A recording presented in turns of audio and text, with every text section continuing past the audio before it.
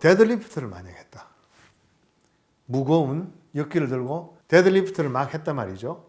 했는데 그 다음날 혹은 그 다음날 아픈데 그 아픈 게 오른쪽 엉덩이로 해서 오른쪽 허벅지가 막 아프고 왼쪽은 전혀 통증이 없어요. 그러면 이거는 오른쪽 엉덩이 근육 혹은 허벅지 근육에 생긴 지연성 근육통이겠습니까? 아니면 이게 허리가 잘못돼서 생긴 통증이겠습니까? 안녕하십니까? 제가 지난 영상에서 운동을 할 때 아프지 않고 운동을 하고 나서 그날 오후에도 아프지 않고 운동을 하고 나서 그 다음날 아침까지 아프지 않아야 그 운동이 허리를 나쁘게 하는 운동이 아니다. 그런 말씀을 드렸습니다. 이런 말씀을 드리면 몇 가지 아주 중요한 질문들이 따라 나오는데요. 바로 지연성 근육통이라는 문제입니다. 이 지연성 근육통, 영어로는 Delayed Onset Muscle Soreness라는 건데요. 이게 어떤 평소에 하지 않던 근육 운동을 하고 나면 그 근육에 알이 배는 느낌이 운동할 때나 하고 나서 그날 저녁까지는 모르다가 다음날 아침 일어나거나 혹은 그 다음날 아침, 이틀 후 아침에 제일 심해지는데요. 근육에 막 알이 배는 이런 통증이죠. 저희 같으면 어릴 때 중고등학교 때 체육 시간이나 교련 시간에 단체 기합을 많이 받았습니다. 줄을 잘못 쓴다고 해서 혹은 뭐 줄 서서 거기서 계속 잡담을 한다고 해서 한 반 전체 뭐 65명, 70명이 다 이렇게 단체 기합, 토끼팀 이런 걸 했었는데요. 그걸 평소에는 토끼팀을 하지 않다가 교련 시간 처음에 가서 말 안 듣는다고 이제 토끼팀을 하고 나면 그 다음날 막 종아리 알이 배기도 하고 그 다음 날까지 아주 심하게 종아리 알이 배기고 막 다리 근육이 저기 욱신욱신 아프고 이게 바로 지연성 근육통입니다. 여러분들이 헬스클럽에 처음 등록해서 그 트레이너 선생님하고 아주 빡세게 운동을 하고 나면 운동할 때는 모르는데 한 다음날 혹은 그 다음날 근육통이 막 심해지고 쑤시고 하는 그게 지연성 근육통인데 지연성 근육통이 그렇게 흔히 일어나고 하는데도 아직 왜 일어나는지 그 원인을 잘 몰라요. 몸에 익숙하지 않은 운동을 하다가 그것 때문에 근육이 약간 손상이 돼서 그것 때문에 염증도 생기고 근육세포도 약간 손상이 되고 하는 뭐 이런 기전으로 생각을 하고 있고 뭐 젖산이 더 많이 쌓여서 그렇다 뭐 이런 그 결과들도 있고 하는데 아마 복합적이겠죠. 그런데 이제 이 지연성 근육통이 어떤 의미를 갖느냐 하면 운동을 하는 사람한테는 이 지연성 근육통이 있어야만 그 운동이 우리 몸에 제대로 효과를 발휘한다 이렇게 생각합니다. 특히 근력 운동을 하는 사람들 입장에서는 어떤 근력 운동을 하고 나서 다음날 혹은 그 다음날까지 이 지연성 근육통이 생기지 않으면 오히려 야 이거 요즘 영 운동이 먹지 않네, 좀 다른 방법으로 운동을 해야 되겠네, 혹은 운동 강도를 더 늘려야 되겠네 하는 생각을 할 정도로 지연성 근육통이라는 게 굉장히 근육을 키우는 사람들한테는 좋은 통증으로 생각합니다. 그래서 이런 말이 있지 않습니까? 영어로 no pain, no gain 이런 말이 있지 않습니까? 이걸 만약에 일타 강사 학원 선생님이 no pain, no gain 이런 이야기를 학생들한테 하면 너희들이 그 공부를 열심히 하는 그 고통이 없이는 좋은 대학 못 가 이런 뜻이긴 하겠지만 만약에 헬스 클럽에 체육반의 트레이너가 no pain, no gain 이러면요 그건 지연성 근육통이 없으면 근육도 커지지 않는다. 그 말하고 똑같습니다. 그래서 지연성 근육통이란 건 근육이 커질 것이라는 하나의 신호라고 그렇게까지 판단하는 사람도 많고요. 사실 저도 그렇습니다. 저도 운동을 하고 나서 그 다음날 막 근육이 뻑적지근하고 막 이렇게 될 때는 참 기분이 좋죠. 어제 혹은 그저께 했던 운동이 드디어 내 몸에 먹기 시작하는구나. 이렇게 생각하는 게 이게 그렇게 좋은 지연성 근육통인데 문제는 이거 하고 허리 운동을 잘못했을 때 혹은 운동을 하면서 허리를 다쳤을 때 나오는 그 통증하고 구분이 참 어렵다는 겁니다. 굉장히 어렵습니다. 제 스스로도 40대 초반부터 거의 50이 될 때까지 한 6, 7년 동안 허리를 계속 망가뜨렸던 그 이유가 운동을 하고 나서 아픈 그 통증이 저로서는 몸에 좋은 통증. 야, 운동이 내 몸에 받기 때문에 아픈 거구나. 이렇게 생각을 하면서 아픔을 참고 계속 운동을 했던 그런 경험도 있습니다. 제 자신도 어떤 운동을 해서 그 운동이 내 몸에 좋은 통증이냐, 내 몸이 더 강해지기 위해서 생기는 지연성 근육통 같은 그런 통증이냐, 아니면 이게 정말 내 몸을 계속 반복적으로 손상시키고 있는 통증이냐를 알아내기가 그렇게 어렵더라는 것입니다.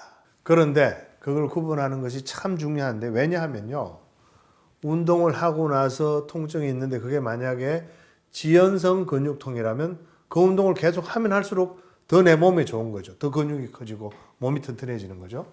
그런데 만약에 운동하고 나서 생긴 이 통증, 그 다음날 아픈 이 통증이 디스크 손상 때문에 생긴 통증이라면 그 운동을 하면 할수록 점점 더 깊은 통증의 수렁에 빠질 수밖에 없다 하는 그런 이야기입니다.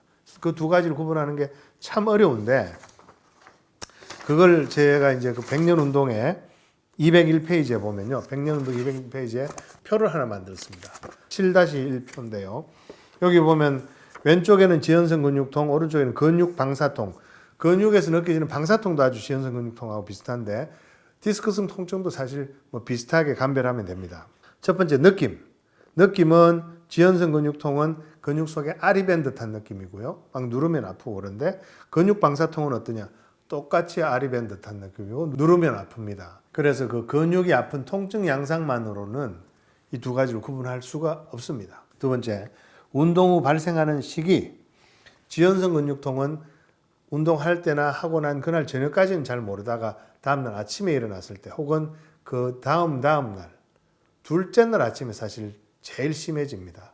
그런 차이가 있는 반면에 이 근육 방사통이 더 심해질 때, 혹은 디스크성 통증이 더 심해지는 것도 사실은 운동할 때도 안 아프고 하고 나서도 안 아프고 다음날 아침에 더 아픈 경우가 있기 때문에 이 두 가지로는 거의 구분할 수가 없습니다. 요점 정리에 나와 있죠. 그 다음에 아픈 근육이 아픈 것은 지연성 근육통은 당연히 근육 힘을 키우려고 노력했던 바로 그 근육에서 생기는 게 지연성 근육통이고, 그 다음에 근육 방사통은 이제 염증 발생 신경뿌리가 지배하는 근육인데, 이건 뭐 어려운 이야기인데요. 그러니까 본인이 근육을 키우려고 열심히 노력한 그 근육이 아닌 다른 근육일 때는, 아, 이건 지연성 근육통이 아니고 내 허리에 뭐가 문제가 생겼구나, 이렇게 볼 수 있다 이야기죠. 근데 이것도 실제로 구분하기 쉽지 않다, 제가 이렇게 적어놨습니다. 그 다음에 양측성 여부. 보통 우리 운동을 하면 오른쪽만 계속 하거나 왼쪽만 하거나 이러지는 않죠. 특히 근력 운동은 뭐 테니스나 골프는 한쪽만으로 치지만, 이두박근 운동을 하더라도 양쪽 똑같이 운동을 하고, 스쿼트를 하더라도 양쪽 다리 똑같이 운동하고 하기 때문에 양쪽으로 다 근육통이 오면 보통 지연성 근육통일 경우가 많고, 한쪽만, 왼쪽 다리에 근육이 알이 배거나 오른쪽 다리에만 근육이 알이 배면 그거는 뭔가 허리에 문제가 생겨서 그렇다 하는 걸 알 수 있고요. 조금 도움이 되죠, 구분하는데. 그 다음에 이제 경과도 중요합니다. 경과. 지연성 근육통은 다음날 아침부터 아프기 시작해서 이튿날이 됐을 때 최대가 되고, 그 다음부터는 줄어들기 시작합니다. 그래서 보통 한 5일, 길어도 일주일 내에 없어집니다. 그렇지만 이게 방사통이 심해진 경우는 하루 이틀, 사흘, 나흘 점점 더 심해지고, 오래 갈 때는 2달, 석 달 가니까 이 경과가 완전히 달라서 이걸 좀 기다려보는 게 중요합니다. 그래서 한 3일째까지 지났는데 통증이 없어지지 않고 계속 간다, 점점 더 심해진다, 그러면 이거는 좋은 통증, 지연성 근육통이 아니고 방사통일 가능성이 더 많다, 혹은 디스크성 통증일 가능성이 더 많다는 거죠. 그 다음에 운동의 종류. 그 운동 자체가 허리에 부담이 많았던 운동이라면 이건 허리 손상의 가능성이 크다고 볼 수 있는데, 이걸 아시려면 어떤 운동이 허리에 부담이 크고 어떤 운동이 허리에 부담이 적은지를 또 알아야 되는 그런 여러분들의 그 상식이 좀 필요한 그런 사항입니다. 이렇게 말씀드리니까 좀 복잡하고 헷갈리죠. 제가 몇 가지 예를 한번 들어보겠습니다. 첫 번째, 스탠딩 바이셉스 컬이라는 게 있습니다. 일어서서 손으로 이렇게 그 역기나 아령을 들어 올리는 운동이죠. 이 운동을 하고 났는데 그 다음날 허리가 아파요. 허리가 뻐근하게 아픕니다. 혹은 그 다음날 허리가 뻐근하게 아프고 엉덩이도 아픕니다. 그러면 이거는 지연성 근육통이겠습니까? 아니면 허리 손상을 뜻하는 겁니까? 당연히 허리 손상을 뜻하는 것이죠. 왜냐하면 이두박근을 키우는 운동을 하면 이두박근에 지연성 근육통이 생겨야 되는데, 그게 허리에서 통증이 느껴진다면 이거는 내 이두박근 키우는 이 운동 때문에 허리에 무리가 갔구나, 이렇게 판단하셔야 되고요. 그럴 때는 이두박근 키우는 방법을 서서 하는 게 아니라 프리처 컬이라고 있죠. 이렇게 비스듬한 이 판때기 같은 데 이렇게 올려놓고 하는 이런 방법도 있고 하는 그런 노력을 하는 게 필요합니다. 그 다음에 데드리프트를 만약 했다. 무거운 역기를 들고 데드리프트를 막 했단 말이죠. 했는데 그 다음날 혹은 그 다음날 아픈데 그 아픈 게 오른쪽 엉덩이로 해서 오른쪽 허벅지가 막 아프고 왼쪽은 전혀 통증이 없어요. 그러면 이거는 오른쪽 엉덩이 근육 혹은 허벅지 근육에 생긴 지연성 근육통이겠습니까? 아니면 이게 허리가 잘못돼서 생긴 통증이겠습니까? 후자겠죠. 데드리프트를 할 때 양쪽 엉덩이 근육, 허벅지 근육을 똑같이 쓰는데 그게 오른쪽만 통증이 있다면 그건 뭔가 지연성 근육통보다는 허리에 무리가 돼서 생긴 것이다. 이렇게 볼 수 있죠. 자, 그 다음에 또 데드리프트를 했습니다. 했는데 이번에는 허리 가운데만 뻐근하게 아파요. 그러면 이게 데드리프트 할 때 허리 근육도 많이 쓰지 않습니까? 기립근도. 그러면 이게 기립근에 생긴 지연성 근육통인지 아니면 허리에 무리가 와서 생긴 나쁜 통증인지 구분이 잘 안 되죠. 이럴 때는 어떻게 해야 되느냐? 한 3일, 4일 정도를 기다려 봅니다. 3, 4일 정도 기다려 봤는데 통증이 쭉쭉쭉 줄어들고 하고 있다면 아, 이건 지연성 근육통이라서 나한테 참 좋은 통증이었구나. 허리 근육이 크려고 하는 통증이구나 하는 걸 알 수 있는데 거기에 비해서 3, 4일 지났는데 지연성 근육통이라면 이틀째 최고에 올라왔다가 3, 4일이면 좋아져야 되는데 3, 4일 지났는데 점점 더 심해져요. 그렇다면 그건 허리에 무리가 온 겁니다. 그런데 이럴 수도 있어요. 허리 디스크가 살짝 손상이 돼가지고 3, 4일 지났는데 통증이 좋아져요. 실제로는 작은 디스크 손상이 있어서 좋아졌음에도 불구하고 3, 4일 만에 좋아졌으니 이게 지연성 근육통이다 이렇게 판단할 수도 있지 않겠습니까? 물론 그럴 수 있죠. 그럴 때는요. 그 운동을 계속 반복하다 보면 3일에 한 번 혹은 4일에 한 번 여러분들 스플릿 프로그램에 따라서 분할 프로그램에 따라서 반복하다 보면 반복이 두 번째 반복, 세 번째 반복, 1주, 2주, 3주 할 때 그 운동을 하고 나서 3, 4일 후에 좋아지는 양상이 만약에 지연성 근육통이라면 그게 훨씬 더 짧아지고 거의 없어집니다. 이제 운동이 몸에 적응이 되니까. 그렇지만 반복하면 할수록 데드리프트 하고 나서 허리 근육통이 더 심해진다. 지난주보다 이번 주가 더 심하고 지지난주보다 이제 한 달쯤 하고 나니까 더 아프다. 그러면 그거는 그 운동이 여러분의 허리 디스크를 망가뜨리고 있다. 이렇게 보시면 됩니다. 그래서 큰 그림을 보고 여러분들의 통증을 해석하는 것이 필요합니다. 여러분들이 갖고 계신 그 과학적인 상식, 우리 옛날에 다 자연이니 물상이니 뭐 그런 거 다 배웠지 않습니까?